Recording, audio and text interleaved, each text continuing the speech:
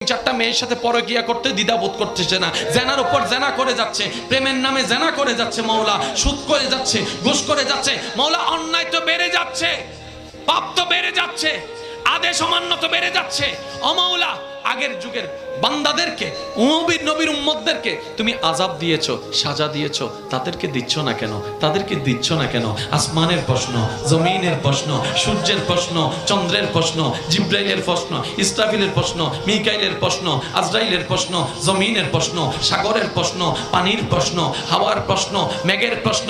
এবার রব্বে করিম বলে, শুনো শুনো, তোমাদের কথা সত্য, আগের যুগের যারা আছে তাদেরকে আমি আযাব দিয়ে ধ্বংস করে দিয়েছি, অমান্যতার কারণে, বেয়াদবির কারণে, গুনাহের কারণে, বেয়াদবির কারণে, গুনাহের কারণে, পাপের কারণে। কিন্তু এই জগৎ থেকে, এই জাতিকে আমি রব ধ্বংস করব না, কারণ মুস্তাফা নবীকে আমি ওয়াদা দিয়েছি, কথা